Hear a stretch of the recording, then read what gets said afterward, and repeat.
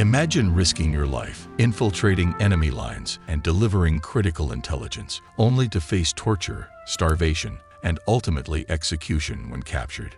For the brave women who served as spies during World War, this was not just a nightmare. It was their reality. Their stories remain some of the darkest and most brutal episodes of the war. What happened to these women? And why do their legacies still haunt us today? During the chaos of World War II, while soldiers fought on the front lines, another battle raged in the shadows, one of intelligence, espionage, and sabotage. While male spies have often been celebrated, the extraordinary bravery of women who risked their lives behind enemy lines is a story not often told in full detail. Women were recruited into espionage roles by the Allies, tasked with missions so dangerous that capture by the Nazis almost certainly meant torture, imprisonment, and death. In this video, we will explore the brutal, heart-wrenching fates of these courageous women, whose stories of capture and torture stand as a testament to their resilience, bravery, and ultimate sacrifice. The involvement of women in espionage during World War II was not just a stroke of necessity but of genius. Their inclusion brought a strategic advantage, as women were often underestimated by the enemy, allowing them to travel with less suspicion and access areas closed off to men. These women were recruited into organizations like Britain's Special Operations Executive, SOE, the French Resistance, and America's Office of Strategic Services, OSS.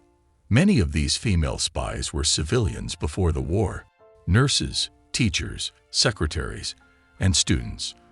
But once enlisted, they underwent rigorous training. They were taught how to send encrypted messages, sabotage enemy infrastructure, parachute behind enemy lines, and navigate hostile territories. One of the earliest women to volunteer was Virginia Hall, an American who worked with the British SOE. Known as the Limping Lady, due to her prosthetic leg, Hall became one of the most dangerous and effective spies in occupied France. Despite the constant threat of discovery, women like Hall built networks of informants, transmitted vital information, and helped orchestrate acts of sabotage. But every mission carried immense risks, and for many, capture was inevitable. The fates of these female spies were often sealed the moment they were caught. The Germans and their collaborators spared no mercy for those they considered traitors and saboteurs. The Gestapo, the Nazi secret police, became the hunters of these women, relying on informants, intercepted radio transmissions, or sheer bad luck to apprehend them. Captured agents were often taken to Gestapo headquarters, where the first stage of their nightmare began. Women like Odette Sansom, Noor Inayat Khan, and Violet Sabo, despite their rigorous training, could not prepare themselves for the brutal treatment they would endure. Once in Gestapo hands, they were stripped of their dignity, beaten, and subjected to relentless interrogation. The goal of these interrogations was simple: extract the names of fellow spies, informants, and resistance fighters, and gain information on their missions. The methods used were anything but simple. Nazi interrogation methods were not merely designed to gather information. They were intended to break the spirit and soul of the prisoner. Women were not spared. In fact, many female spies were targeted for particularly vicious methods of torture. The Nazis believed that women, considered the weaker gender, could be broken faster. They were gravely mistaken. Odette Sansom, one of the SOE's most decorated agents, was captured and taken to the notorious Fresnes prison in France. She endured unimaginable suffering at the hands of her captors. Her back was repeatedly scorched with a red-hot poker. They broke her toes and nails, hoping to force her to reveal the details of her network. Despite the excruciating pain, Odette remained defiant, refusing to betray her comrades. In another horrifying case, Noor Inayat Khan, a radio operator for this SOE, was captured in Paris.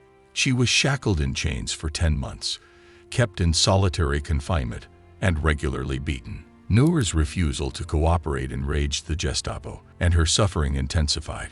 She made multiple escape attempts, all of which were thwarted, leading to even harsher punishments. She was eventually transported to Dachau concentration camp, where her story took an even darker turn. For many female spies, capture meant an inevitable journey to one of the Nazis' most feared concentration camps, Ravensbrück. This camp was specifically built for women, and its reputation for cruelty was unparalleled. Here, female prisoners, including spies, were subjected to a range of horrific fates. Upon arrival, prisoners were stripped, shaved, and humiliated in front of Nazi guards. They were forced to wear threadbare uniforms, often nothing more than thin cotton rags that did nothing to protect them from the biting cold of the German winters. Those who were deemed unfit for labor were sent to the gas chambers. For the captured female spies, life in Ravensbrück was a living hell. The camp was a site for human medical experiments, often conducted by Nazi doctors who showed no regard for the prisoners' suffering. Some women were subjected to gruesome operations, such as bone and muscle transplants or exposure to deadly diseases. Their wounds were intentionally infected with bacteria, and they were left to suffer, untreated, to see how long they could survive. One such victim of the camp's brutality was André Borel, a French SOE agent.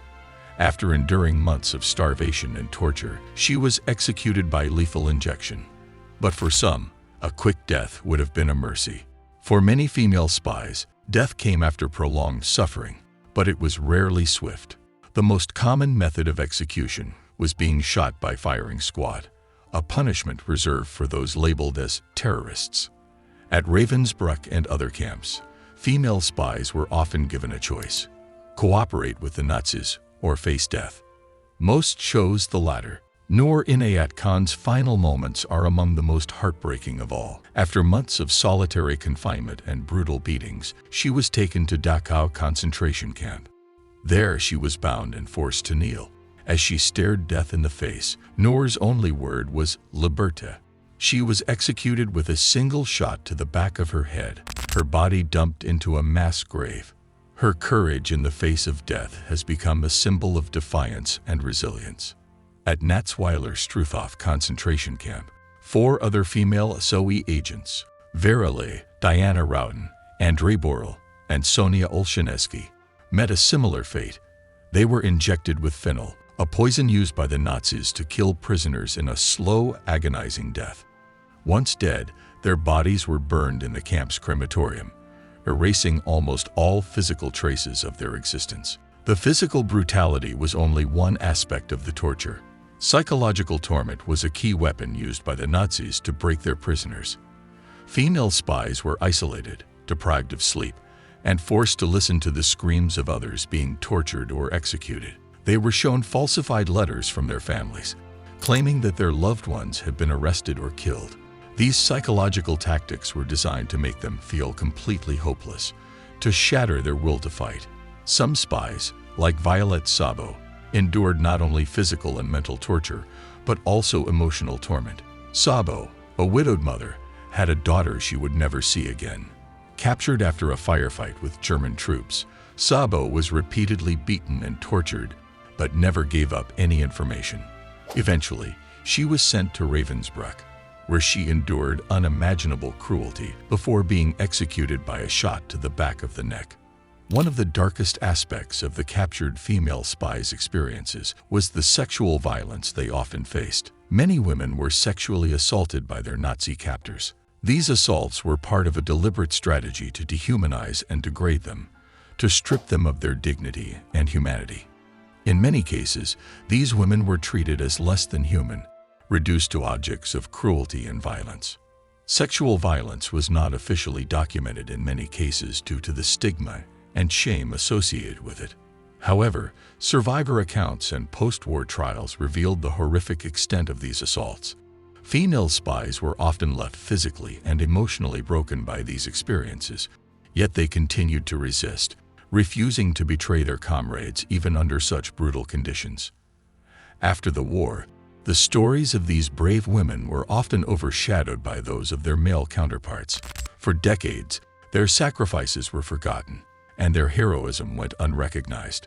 Some survivors, like Odette Sansom, were celebrated for their bravery and awarded medals, but many others died without recognition.